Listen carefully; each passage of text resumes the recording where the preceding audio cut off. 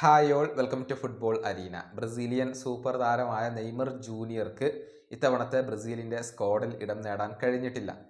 Fitness പ്രശ്നങ്ങളായിരുന്നു പരിശീലകനായ Carlo Ancelotti ചൂണ്ടിക്കാണിച്ചത്. പക്ഷേ നെയ്മർക്ക് നിലവിൽ ഫിറ്റ്നസിൻ്റെ പ്രശ്നങ്ങൾ ഒന്നുമില്ല. അദ്ദേഹം സ്ഥിരമായി കൊണ്ട് കളിക്കുന്നുണ്ട്, നല്ല രൂപത്തിൽ കളിക്കുന്നുണ്ട്. ഫിറ്റ്നസിൻ്റെ പ്രശ്നങ്ങൾ കൊണ്ടല്ല, അത് കാർലോ ആഞ്ചലോട്ടിയുടെ ഒരു വ്യക്തിപരമായ തീരുമാനമായിരുന്നു. അതിനെ താൻ ബഹുമാനിക്കുന്നു എന്ന കാര്യം നെയ്മർ ജൂനിയർ ഇന്ന് പറയുകയും ചെയ്തിരുന്നു. ഏതായാലും നെയ്മറെ ഇല്ലാതെ മുന്നോട്ട് പോവുക എന്ന ഒരു തീരുമാനമാണ് കാർലോ ആഞ്ചലോട്ടി എടുത്തിട്ടുള്ളത്. ഇതേക്കുറിച്ച് ബ്രസീലിയൻ ഇതിഹാസമായ കഫു സംസാരിച്ചിട്ടുണ്ട്. അതായത് നെയ്മർ ജൂനിയർ പൂർണ്ണമായും റെഡി ആവാത്തത് കൊണ്ടാണ് അദ്ദേഹത്തെ ഇപ്പോൾ പരിഗണിക്കാത്തത്.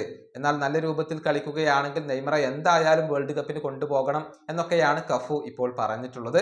അദ്ദേഹത്തിന്റെ വാക്കുകൾ ഇങ്ങനെയാണ്: നെയ്മർ പൂർണ്ണമായും ശാരീരിക ക്ഷമത കൈവരിക്കാത്തത് കൊണ്ടാണ് അദ്ദേഹത്തെ മാറ്റി നിർത്തിയിട്ടുള്ളത്.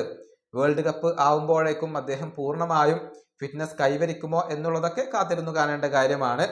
വേൾഡ് കപ്പിൽ നെയ്മർ നല്ല ഫിസിക്കൽ ഷേപ്പിലാണെങ്കിൽ ബ്രസീലിന്റെ ഒഴിച്ചുകൂടാനാവാത്ത ഒരു ശക്തിയായിരിക്കും നെയ്മർ ജൂനിയർ. കുറച്ചു കാലമായി സ്ഥിരമായി കൊണ്ട് കളിക്കാൻ നെയ്മർക്ക് സാധിക്കുന്നില്ല. അതുകൊണ്ട് തന്നെ സ്ഥിരമായി കളിക്കാതെ അദ്ദേഹത്തെ വേൾഡ് കപ്പിൽ ഉൾപ്പെടുത്തണമെന്ന് എനിക്ക് പറയാൻ കഴിയില്ല. പക്ഷേ നെയ്മർ സ്ഥിരമായി കളിക്കുന്നുണ്ടെങ്കിൽ, നല്ല രീതിയിൽ കളിക്കുന്നുണ്ടെങ്കിൽ, ഞാൻ എൻ്റെ കണ്ണുമടച്ചുകൊണ്ട് വേൾഡ് കപ്പിനുള്ള ടീമിൽ നെയ്മർ ജൂനിയറെ ഉൾപ്പെടുത്തും. ഇതാണ് കഫു ഇപ്പോൾ പറഞ്ഞിട്ടുള്ളത്.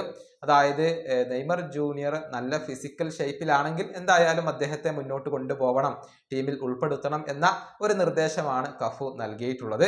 ഏതായാലും അവസാനത്തെ വേൾഡ് കപ്പ് യോഗ്യതാ മത്സരങ്ങളാണ് ഇപ്പോൾ ബ്രസീൽ കളിക്കുന്നത്. അതിനുശേഷം സൗഹൃദ മത്സരങ്ങളാണ് കളിക്കുക.